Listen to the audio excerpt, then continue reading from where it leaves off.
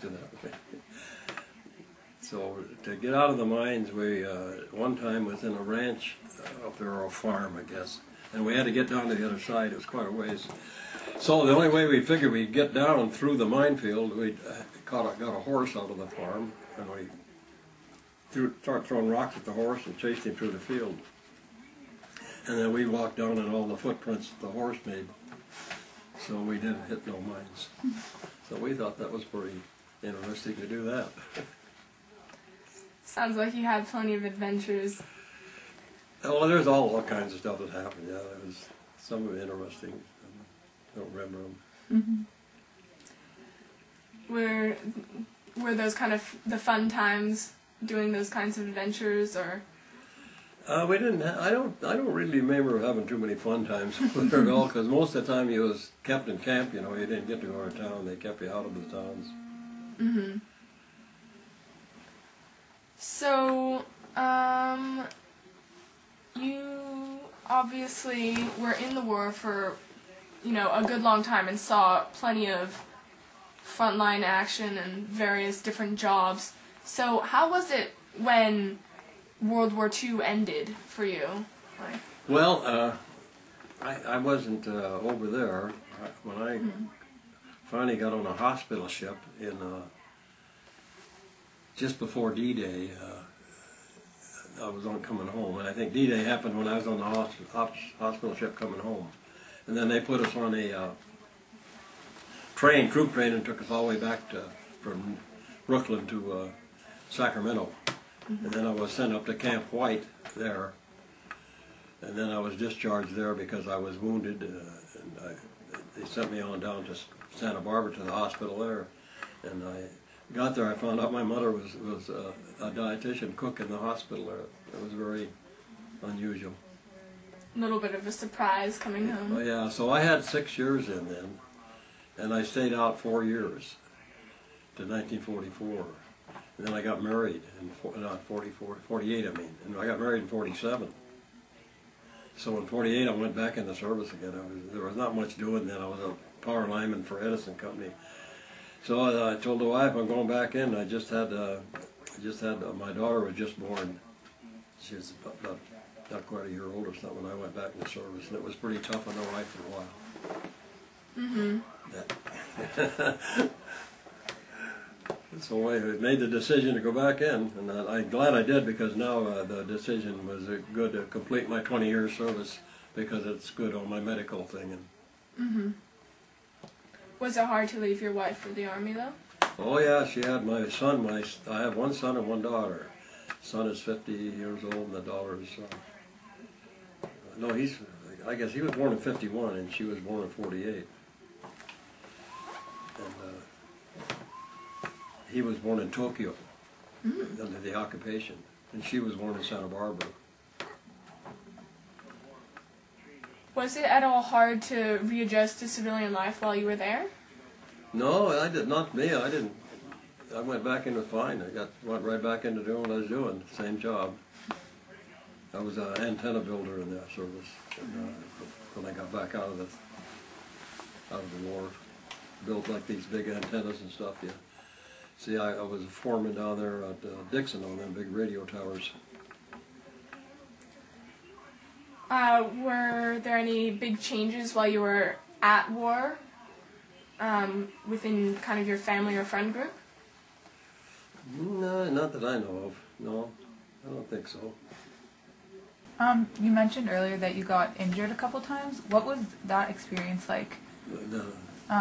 Like just the experience of being injured while you were in battle, I guess. Being injured? Yeah, what was that like? Well, that was something else, because when I got in it, what happened where I was at, I jumped in the Jeep, and when they jumped in the Jeep to get out of there, we had a general back here, we got him out first. When they jumped in the Jeep, they opened up the machine gun, that's when they hit me through the back. And then the blood in the air, them holding my side, and the guy wants to know where I'm going. I told him, the guy in the Jeep, I says, right down the line, I'll show you where there's a MASH unit. So about 8 miles down the road, there was a MASH unit. So I got there in that MASH unit and laid there on the ground for a little bit of while. And some buddy of mine was there, took me in, and he asked the guy, says, you can operate in this guy here at all? He's been laying here quite a while in this out here, and I was bleeding like hell out of it, just blood pouring out.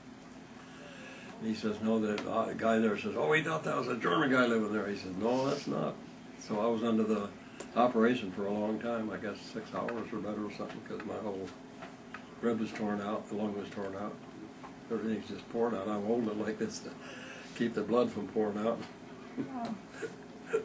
How did you feel, like the initial shock of, I guess, getting injured? Well, how did you feel at the time? There's really no shock right away on any wound or anything you do. It's come a little later, you know. Then it starts hurting about an hour or two later.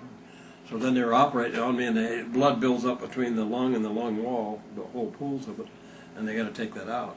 So this doctor told me he's going to put a needle in my back, outside of the pencil, and they get the pool of blood, and then they pull the blood out. He says, let me know if I'm touching your lung with that thing. He said, I know, but I said, I don't want to hurt your lung. And he pushed the needle in, and I yelled at him once. I says, you better stop. He says, what's the matter? I says, there's 2 inches of that needle sticking out the front of my chest. He said, that's all I need is a little humor. It was just a joke, you know, but he says, that's what I need, a little bit of humor. Was it sometimes hard to find, I guess, motivation to keep going? Or while you were in the war, did you feel like that's where you wanted to be? Yeah, I like the military, really. I went back in again after I was out, you know, because I figured I was going to do something. In 20 years service, I knew I was going to get a retirement anyway. But the retirement when I got out was pretty pretty bad. They weren't paying no wages at all. And after 20 years in the service, you get out and you get a percentage of your money. And I think I got a retirement $175 a month for 20 years service. Not very much. Yeah.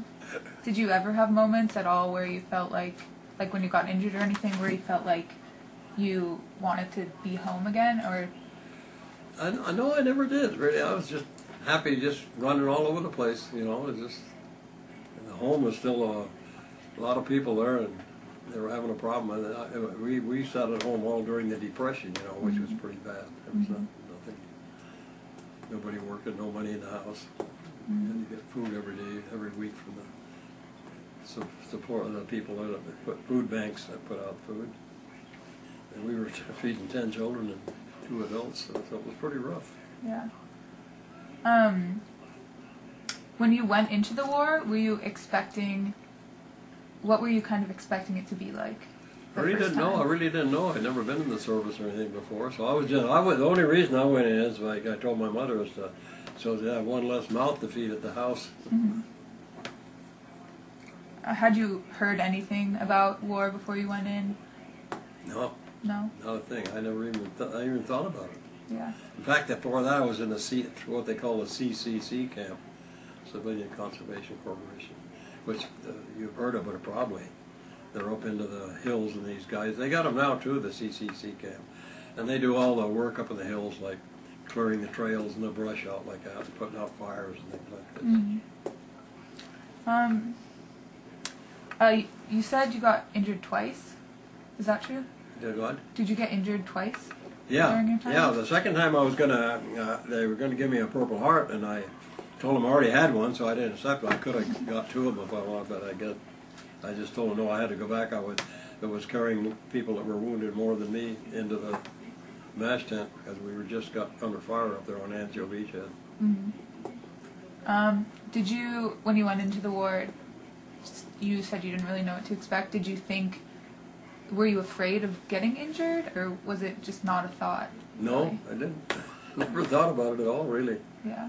Did you ever experience anybody else getting brutally injured, or? Oh, I experienced, you mean getting wounded? Getting wounded, like, really badly? Well, just a few. The one when I was carrying them guys into the tent there from